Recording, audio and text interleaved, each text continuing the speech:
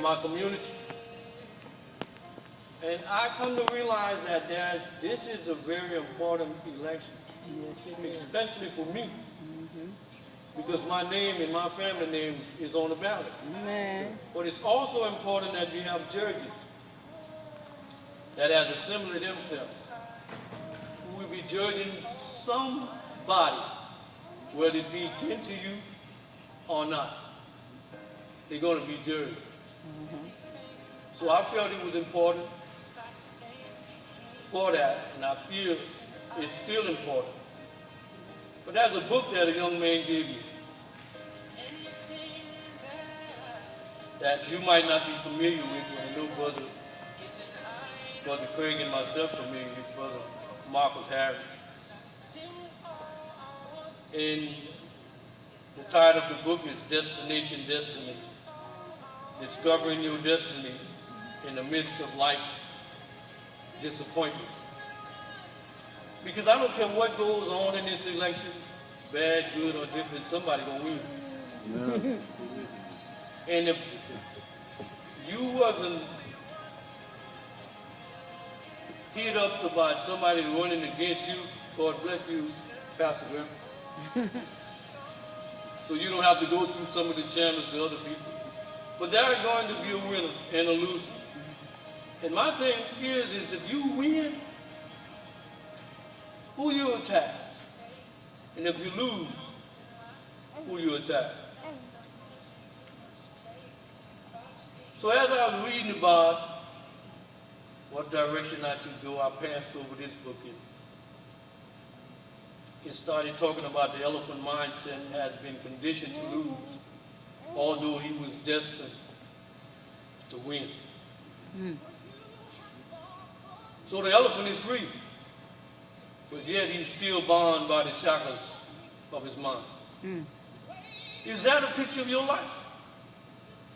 And sometimes it's a picture of all our lives. Sometimes we're up and maybe sometimes we might be down. I need to ask you this question. Are you putting limits on yourself and what you can do and what you can become? Or are you living a life full of limits and low expectations? What you need to do is take the limits off. Yes. And all of this is so important for the candidates and so important for the leaders, because I believe not no one coming here that is not a leader. But there's limits that we put upon ourselves, like the elephant. True. And when we look at the elephant is such a strong and powerful creature, yet he's trained to be conditioned. Weaken his mind or mere use limits and bondage placed upon him. For too many times, we are bound only by our mindset. And when we limit what we can do and what we can achieve in our lifetime, it's because our mindset. We limit what God can do in us and through us. And it's because our mindset. We sometimes bypass greatness and settle for mediocrity. And that's because of our mindset. We simply exist in life instead of actually living life. And that is because our mindset. We stay in our comfort zone instead of exploring all that God has for us. And that's because of our mindset. We complain about it, but don't do nothing about it. And that is because of our mindset. We stop dreaming because of our mindset. We give up too easily because of our mindset. Yes. We live in lack instead of abundance because of our mindset. Yes. We live in fear instead of faith because of our mindset. We stay on a dead-end jobs for too long. And that is because of our mindset. And we live a defeated Christian life when we're supposed to be having victory because of our mindset. So true. And if we will learn to change our mindset, we will learn to change our life. Yes. And it doesn't matter what happened to you in the past. It doesn't matter that they said you would never amount to anything. It doesn't matter about what negative words your mother or your daddy or your sister or your brother or your aunt or your cousin or your kinfolks may say, or your boss might say on your job.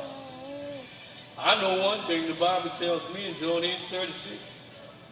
Who the Son set free. Free indeed. Free indeed. Yeah. Now, let me finish this by telling you personally the purpose I did this. It's because of my baby girl, little girl.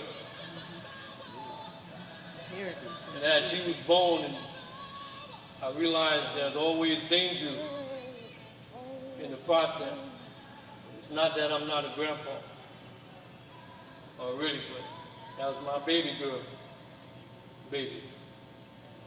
And when I think about it, the last thing I want her to tell me is, Papa, you knew you could have done better. You knew you could have did better for your community, for your area, Yes. and you didn't do it. So I say tonight to you leaders, maybe you're not running for anything on a political scene, but you're running for something. Yeah. It's a destiny. Yes. So find out what your destiny is as you sit back and meditate so that you can be successful. Yes. So that your mindset will be on the things that God has predestined for you to be on. So the purpose of this, those seats that are not empty, and those seats that are full. Think about your community, and as we go to the poll, doesn't matter what color, what creed, but matter most of you vote according to your heart. Amen. Because my slogan is, your vote is your voice. It is. Amen. God bless you and keep you. Amen. And that's I my like purpose. that.